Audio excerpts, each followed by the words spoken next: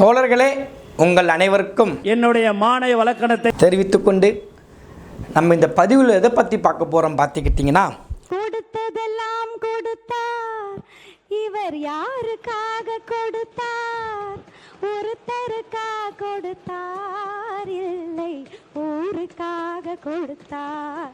ஒருத்தருக்காக கொடுத்தார், இல்லை ஊருக்காக கொடுத்தார். Thank you so much sir. Thank you. யாருக்காக கொடுத்தார்? விவசாயிக்காக கொடுத்தாராம். பார்த்தீங்கன்னா அவங்களுக்காக கொடுக்கல. தமிழ்நாட்டில் பல பிரச்சனைகளுக்காக இப்போ நடந்த இந்த 100 நாள் ஆட்சியில் பல சட்டமன்ற உறுப்பினர்கள் பல கோரிக்கைகள் எடுத்து வச்சாங்க. எதிர்க்கட்சி தலைவராக இருக்கட்டும், இல்லை அதிமுக கட்சி தலைவராக இருக்கட்டும், பல பேர் பல கோரிக்கைகள் எடுத்து வச்சாங்க. அதுவும் குறிப்பாக அன்புமணி ராமதாஸ் அவர்களுடைய மனைவி சௌமியா ராமதாஸ் அவர்கள் தெளிவாக எடுத்து சொன்னாங்க இந்த மேகதாதுல அணை கெட்டுறதை பற்றி. இப்படி பல விளக்கங்களை பல எம்எல்ஏக்கள் எடுத்து சொன்னாங்க. அதெல்லாம் அண்ணங்காது கேட்காது அப்படின்னு கேட்டார். ஆனால் காட்டுமன்னார் தொகுதி அப்படின்னு ஒரு தொகுதியில் இருக்கக்கூடிய ஒரு எம்எல்ஏ சிந்தனை செல்வன், அவர் எனக்கு எம்எல்ஏ வேலை பார்ப்பதுக்கு எனக்கு கார் இல்லை அப்படின்னு சொல்லி ஒரு சட்டமன்றத்தில் ஒரு கார் வசதி ஏற்பாடு பண்ணி கொடுங்கன்னு சொல்லி ஒரு கேட்குறார். இதற்கு அரசு செவிசாய்க்கு எப்படி தமிழ்நாட்டினுடைய தாவேக்கா கட்சி தலைவர் சட்டமன்றத்தில் பதிவு பண்ணுறாரு, நான் ஜெயிச்சு வந்த பிறகு மக்கள் பணத்தில் ஒரு பைசா கூட தொடமாட்டேன். சிலிர்த்து போய் சில்லறையெல்லாம் விட்டுருந்தேன். காருக்கு மாத செலவு 75,000 ரூபா. அது போக அவருக்கு இருக்கக்கூடிய உதவியாளருக்கு ஒரு 25,000 ரூபா, கிட்டத்தட்ட ஒரு 1,00,000 ரூபா அதற்கு அப்படின்னு சொல்லி ஒரு புதிய அரசாணையை சட்டமன்ற உறுப்பினர் ரொம்ப கஷ்டப்பட்டவங்களா பாவம். எல்லோரும் ரொம்ப கஷ்டப்பட்டவங்க. என்ன பணக்கார விவசாயிங்களாங்க, இல்லைன்னா பணக்காரத்தில் இருக்கக்கூடிய வேலை இல்லாத பட்டதாரிகளா? யோசிச்சு பாருங்கள். ரொம்ப கஷ்டப்பட்டாங்க. ஒரு 40 கோடி 50 கோடி செலவு பண்ணி இருக்கக்கூடிய சட்டமன்ற உறுப்பினர்கள் அவ்வளோதானே. இப்போ விஜய் மாணிக்க ஒரு தனியாக விமானத்தில் போகக்கூடிய, ஹெலிகாப்டரில் போகக்கூடிய ரொம்ப ரொம்ப பிச்சைக்காரங்க. அதை அப்படி ஒரு வார்த்தை பயன்படுத்தக்கூடாது, இருந்தாலும் சொல்கிறேன். ரொம்ப கஷ்டப்பட்டவங்களுக்கு வழியே கிடையாது. அடுத்த வேலை சோறு திங்க கூட அடுத்தவங்க கிட்ட கையேந்தி நிற்கக்கூடிய நிலைமையில் ஒவ்வொரு சட்டமன்ற உறுப்பினரும் இருக்கிறாங்க. ஒவ்வொரு உறுப்பினரும் ரொம்ப கஷ்டப்பட்டு இருக்கிறாங்க. பாருங்கள், விவசாயிகள் பாருங்கள் எவ்வளோ ஜாலியாக வெயிலில் சுற்றிட்டு இருக்காங்க. பார்த்தீங்களா, வேர்வை சிந்த ஜாலியாக இருக்காங்கங்க அவங்க. வெயில் நின்று சூப்பராக பொண்டாட்டி, வயசான பாட்டி, பிள்ளைங்க, குழந்தைங்க, அவர் கணவர் எல்லோரும் ஜாலியாக விவசாயத்தை வேலை பார்த்துட்டு இருக்காங்க. ஒரு எம்எல்ஏ பாருங்கள் ரொம்ப கஷ்டப்பட்டு ஏசியில் உட்காந்து 4 பேர் கூட்ட வச்சுக்கிட்டு அவங்கள மேய்க்கிற எவ்வளோ கஷ்டம். அப்போ அவங்களுக்கு கார் வேணும்ல. விவசாயிக்கான கடனை தள்ளுபடி பண்ணுறதாங்க முக்கியம். எம்எல்ஏக்களுக்கு அவங்களுக்கு தொழிலை துடைக்கணுங்க.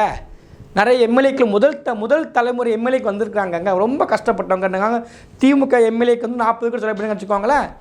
டிவிக்கு எம்எல்ஏக்கள் 20 கோடி செலவு பண்ணிப்பாங்க ரீல்ஸுக்கு மட்டும். அவளை ரொம்ப பிச்சைக்காரங்க, வழியே இல்லாதவங்க. அவங்க அவங்களுக்கு ஒரு கார் வாங்க என்னங்க தப்பு? அதுலேயும் பெரிய குளத்தினுடைய எம்எல்ஏ சபரின்னு ஒருத்தர், அதாவது அச்சு எடுத்தாப்பில் நான் தெரியாமல் கேட்குறேன். மிஸ்டர் சபரி, தெரியாமலே கேட்குறேன், நீங்கள் எப்படி யாருக்கிட்டேருந்து கற்றுக்கிறீங்க? விஜய்கிட்டேருந்தே கற்றுக்கிறீங்களா, இல்லை அவர் சொல்லி கொடுப்பாங்களா? எப்படி அப்பாண்டமாக போய் பேசுகிறீங்க?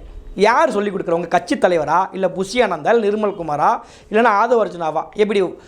அதாவது ரீல்ஸ் கிடையாதுங்க. இது சட்டமன்றத்தில் பேசுகிறாரு எம்எல்ஏ. அவர் சாதாரண ஒரு தாவைக்கலை ஓட்டி கட்டு போகக்கூடிய தற்கூரி சொல்ல முடியாது. அவர் இப்போ ஒரு எம்எல்ஏ சட்டமன்றத்தில் பேசுவார், ஜோக்காக பேசுகிறாரு. எனக்கு காரும் இல்லை காதலியும் இல்லை, இப்போ எனக்கு காரும் இல்லை வேலையும் இல்லை, அதில் எனக்கு காதலியும் இல்லை, இப்போ எனக்கு காரும் கிடச்சிருச்சு வேலையும் கிடச்சிருச்சு, அதை நிப்பாட்ட வச்சுக்கோங்களேன். இப்போ அவர் ட்ரெயினில் ஆட்டோ தான் பிரச்சாரத்துக்கு, அதாவது சட்டமன்றத்துக்குள்ளே வாராராமா. யார்? பெரிய புழுவு. அதாவது நம்ம ஒரு சூரை சொல்லுவாங்க தெரியுமா, முழு பூசணிக்காய் சோத்துக்குள்ளே போட்டு மறைக்க வைப்பாமைங்களா. ஆனால் இவங்க அதெல்லாம் ஒரு தாண்டினவங்களா, அதாவது பொய்யிலே பிறந்து பொய்யிலே வளர்ந்தவங்களா, ஒரு படிக்கு மேலே போகக்கூடியவங்களை. இவங்க எப்படி போய் சொல்கிறாங்கன்னா, இவர்கிட்ட காரே கிடைங்கிறாங்க. ஆனால் தேர்தல் பத்திரம்னு உண்டு, அஃபிடேவிட். அந்த அஃபிடேவிட்டில் அண்ணாச்சிக்கு கிட்டத்தட்ட லட்சக்கணக்கில் காரே வச்சுருக்காப்புல, பதிவோடு இருக்குது, இணையதளத்தில் இருக்குது, அம்பலப்படுவோம் தெரியும். கேவலப்படுவோன்னு தெரியும், ஆனாலும் கூச்சம் இல்லாமல் போய் பேசுகிறாங்க, வெக்கம் இல்லாமல் போய் பரப்புகிறாங்க. எனக்கு தெரியல, தாவேக்கா கட்சிக்குன்னு ரோல் மாடலாகவே இதுங்க எடுத்து கொண்டு வரீங்க. இங்கே வந்து இதை வந்து ஒரு எப்படி கொண்டு வராங்க பாருங்கள். அவருக்கு ஒரு சாதாரண சட்டமன்ற உறுப்பினர் பார்த்தீங்களா, ஒரு சின்ன ஒரு எம்ஜி கார் மட்டும் வச்சுருக்காரு, அவ்வளோதான். ரொம்ப சாதாரண 30 லட்சத்தில் கார் வச்சுருக்காரு, அவ்வளோதானே. இப்போ பாருங்கள், ஒரு விவசாயிக்கு இன்சூரன்ஸ் இல்லாத ஒரு பெரிய பைக்கு டிவிஎஸ் பைக் வச்சுருக்காருங்க. அந்த சபரிக்கு ஒரு சின்ன 4 சக்கரத்தில் ஒரு 4 பக்கம் எல்லா பக்கம் ஏசி போகக்கூடிய ஒரு 7 சீட்டர் எம்ஜி கார் வச்சுருக்காரு, அவ்வளோதான். நம்ம வந்து அதெல்லாம் எவ்வளோ பெரிய கஷ்டப்பட்ட ஒருத்தர், அவருக்கு காரை கொடுத்துருக்க பார்த்தீங்களா நம்மளுடைய தாவேக்கா தலை விஜய். அந்த மனசு தான் அந்த முதல்ல ஒருத்தங்க பாட்டு பண்ணாங்கல்ல, கொடுத்ததெல்லாம் கொடுத்தார், அவர் கேட்டவர்க்கா கொடுத்தார், இல்லை கேட்காதவருக்கும் கொடுப்பார். என்ன கொடுப்பார்? ஆடம்பரமாக வாழ்வதற்கு வசதியான வாழ்க்கையை கொடுப்பார். ஏன்னா நாளை இப்போ நம்ம கேள்வி கேட்போம்ல, முதலமைச்சர் நீங்கள் மட்டும் சொகுசான பெரிய பெரிய காரில் வாரீங்க, பெரிய பெரிய ஏசி காரில் போகிறீங்கன்னு கேட்ட உடனே நான் உங்களுக்கெல்லாம் கொடுத்துருக்கோம்னா நீங்கள் யாருமே பேசக்கூடாது, அமைதியாக இருந்துக்கோங்க. நிதி பட்ஜெட்டில் இது வரைக்கும் சொல்லாததை அறிவிச்சிருக்கார். கிட்டத்தட்ட பல மக்கள் கோரிக்கை என்னதுன்னா, விவசாயி கடன் தள்ளுபடி பண்ணுங்க. நாங்கள் அதை தள்ளுபடி பண்ணலை. இந்த பெண்கள் பயணம் போகக்கூடிய வெற்றி பயணம் திட்டம் அனைத்து பேருந்துக்கு நாங்கள் கொடுப்போம் நீங்கள் தான் சொன்னீங்க, அதுவும் கொடுக்கல. எல்லாத்துலேயும் போய் பரப்பிட்டாங்க. இப்போ யாருமே மக்கள் கேட்டது, இந்த கௌதம் மாஸ்டர்னு சொல்லுவார், நான் கேட்டது அப்படின்ன உடனே நம்ம கேட்குறது வந்து விவசாயிகள் போராட்டத்தை ஒடுக்கக்கூடாது, மாநக போராட்டத்தை ஒடுக்கக்கூடாது, எஸ்எஃப்ஐ போராட்டம், இடதுசாரிகள் போராட்டம், அப்புறம் இந்த கரப்பாம்பூச்சி கட்சி போராட்டம், இப்படிலாம் நீங்கள் மிரட்டாதீங்க அப்படின்னு சொல்லி நம்ம பல கோரிக்கை முன்னாடி எடுத்து வச்சோம்னா, அதை பற்றி நம்ம பேசணும்னா அதை நம்ம கேட்குறோம், அதை செய்ய மாட்டாங்க. வந்து இப்போ நான் என்ன உங்கள்கிட்ட சொல்கிறது, நான் கொடுத்த ஆவணங்களே அவர் மூலமாக பேச போகுது. கிட்டத்தட்ட ஆடிட்டிங் முடிஞ்சு ஒரு 3 துறைக்கான ஆடிட்டிங் முடிச்சிருக்கோம். நீங்கள் கேட்குறீங்களா கசிவுன்னு, அந்த லீக்கேஜஸோட ரிப்போர்ட் எல்லாம் ஆடிட் தலைவரோட டேபிள் முன்னாடி இருக்கு. மாண்புமிகு நிதி அமைச்சர் பேசும்போது ஒரு 3 டிபார்ட்மெண்ட்ல இருந்து ரிவ்யூ பண்ணி அந்த ஃபைல்ஸ்லாம் என் டேபிளில் இருக்குன்னு சொன்னார். அது ஏதோ போகிற போக்கில் அவர் சொல்லலை, உண்மையிலேயே என் டேபிளில் இருக்கு. அது ஏதோ போகிற போக்கில் அவர் சொல்லலை, உண்மையிலேயே என் டேபிளில் இருக்கு. அத்தனையும் ப்ரூஃபோட இருக்கு. ஓப்பன் பண்ண வச்சிடாதீங்க. எப்போ ஓப்பன் பண்ணணுமோ அப்போ கரெக்டாக எல்லாமே ஓப்பன் ஆகும். அதாவது விஜய் சொல்கிறாப்புல சட்டமன்றத்தில் உண்மையிலேயே என் டேபிளில் இருக்குது அப்படின்னு சொல்லி சொல்கிறார். சரி, ரைட்டு, ஏற்றுக்கிறோம், ஆக்ஷன் எடுங்க. இது என்ன சினிமா டைலாக்கா? நான் எப்போ வருவேன், எப்படி வருவேன், யாருக்கும் தெரியாது, ஆனால் வர வேண்டிய நேரத்தில் நான் கரெக்டாக வந்துடுவேன் சொல்லி சினிமாவில் பேசிக்கிடலாம், ரஜினி சார் மணிக்கே டைலாக் விட்டுக்கிடலாம். ஆனால் ரியல் லைஃப்பில் சட்டமன்றத்தில் உங்கள் கிட்ட டாக்குமெண்ட் இருக்குது, ஊழல் பண்ணியிருக்காங்க தெரிஞ்சிச்சுன்னா ஆக்ஷன் எடுங்க சார். நீங்கள் ஒருத்தங்க தப்பு பண்ணியிருக்காங்க அப்படின்னா அந்த தப்புக்கு உடந்தையாக போகிறாங்கன்னா நீங்கள் யார் அப்பனா? ஒருத்தங்க ஊழல் பண்ணியிருக்கிறாங்க, மக்கள் காசை கொள்ளையடிச்சிருக்கிறாங்க, உங்கள் டேபிளில் இருக்குது, ஃபைலாக இருக்குது உங்கள் டேபிளில், ஆக்ஷன் எடுங்க சார். உங்ககிட்ட அதிகாரம் இல்லையா? உங்களுக்கு சரியான இன்னும் போதுமான அதிகாரங்கள் தேவைப்படுதா? இப்படி வெட்டியே பேசக்கூடாது. ஆதாரம் இருக்குல்ல, 3 பேர் 3 ஃபைல் உங்கள் கையில் இருக்குல்ல, உண்மைதானே? தப்பு நடந்திருக்குல்ல, நீங்கள் தான் தூய சக்தி தூய ஆட்சி கொடுக்க போகிறீங்களா? ஊழல் எல்லாம் ஆட்சியை கொடுத்துட்டு இருக்கீங்களா? அப்படி தானே பேசுகிறீங்க. அப்போ அந்த ஊழல் பண்ணவங்களை நடவடிக்கை எடுக்காமல் நீங்கள் மௌனம் கேட்குறீங்கன்னா இந்த கல்லூரி மங்கத்துக்கு என்ன பேர்? ஊழல். அவங்க ஊழலை பிரித்தால்தான் நீங்கள் ஊழல் வாதிக்கு ஒத்து ஊதுறவங்கன்னு சொல்லிக்கலாமா? இதான ஏடிமிக்கையும் பண்ணிச்சு, இல்லை என்ன மாற்று கிடச்சிருச்சு? எங்களுக்கு ஏமாற்று தான் நடந்திருக்கு திரும்ப திரும்ப இந்த ஆட்சியில் நமக்கு வந்து. ரொம்ப நன்றி. இப்படிப்பட்ட ஒரு ஆட்சி தமிழ்நாட்டில் நடந்துக்கிட்டு இருக்கு. அதுவும் குறிப்பாக நேற்று இன்னைக்கு மட்டும் சென்னை தலைநகரில் மட்டும் ஒரு அத்தனை பேர் பப்ளிக்காக நிற்கிறாங்க பஸ் ஸ்டாண்டுக்குள்ளே, அருவாள் எடுத்து ஓட ஓட வெட்டுறாங்க.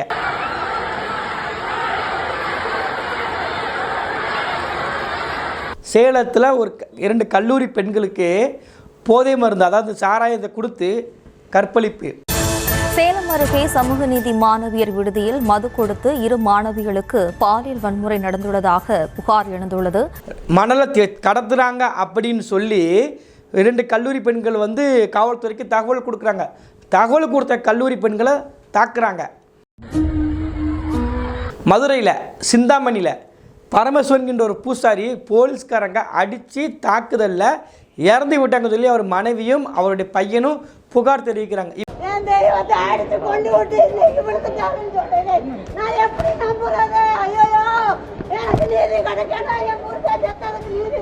இப்படி 2 நாளில் மட்டும் ரொம்ப கிடையாதுங்க, 2 நாளில் தமிழ்நாடு குட்டிச்சவரா பெணிக்கி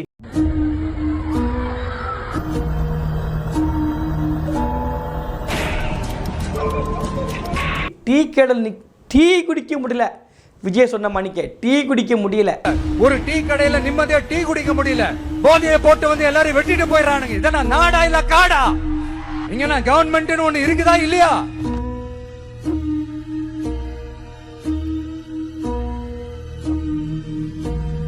கடக்குள்ள வந்து அடிக்கிறான். பெட்ரோல் பல்கில் போய் வெளிப்படையாக அருவாளை காமிச்சு ஒரு பெட்ரோல் பல்கை வேலை பார்க்கக்கூடிய பையன்கிட்ட இருந்து காசை பிடுங்கிட்டு போகிறான். 2 கத்தி எடுக்கிறான். 2 பேர் வந்து 3 பேர் பைக்கில் வரான். வெளிப்படையாக கத்தி எடுத்துக்கிட்டு போகிறான்.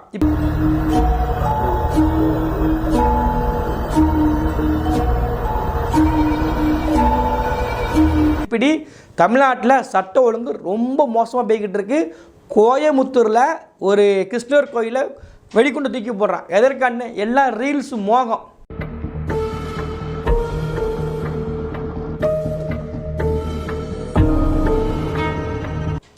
எல்லாம் எப்படி போகிறாங்கன்னா ரீல்ஸ். ஏன்னா ரீல்ஸ் ஆட்சி நடந்துக்கிட்டு இருக்குல்ல. இங்கே வந்து சட்டமன்றத்தில் வண்டல் மண் அள்வதற்கு அனுமதி கேட்குறாங்க. யார்? எடப்பாடி பழனிசாமி கேட்குறாப்புல. இதை சம்பந்தமே இல்லாமல் எல்லா ரீல்ஸ், அதாவது எல்லா அமைச்சர் ரீல்ஸுக்கு வந்துட்டாங்க. கீர்த்தனாவாக இருக்கட்டும், அப்புறம் பவுட்ரு போட பேர் டக்குன்னு வர மாட்டேங்க, கில்லி சரத்தாக இருக்கட்டும், அப்புறம் நிதியமைச்சராக இருக்கட்டும், அப்புறம் ஆதவர்த்தனாவாக இருக்கட்டும், அப்புறம் புஷியாக இருக்கட்டும், எல்லாருமே ரீல்ஸுக்கு வந்துட்டாங்க. இப்போ இந்த ரீல்ஸுக்குன்னே பேர் போன ஒரு ஆள் யார்?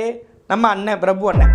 இப்போ அவர் நினைக்கிறேன்னா இத்தனை பேர் ரீல்ஸ் போட்டு ஃபேமஸாக போய்ட்டு நான் ரீல்ஸே போடாமல் இருக்கேனே, சட்டமன்றத்துக்குள்ள உட்காந்துட்டு அவன் மினிஸ்டர் ஆகிட்டேனே, வேறு வழி கிடையாதுன்னு சொல்லி வண்டல் மண்ணை பற்றி பேசுகிறாங்க.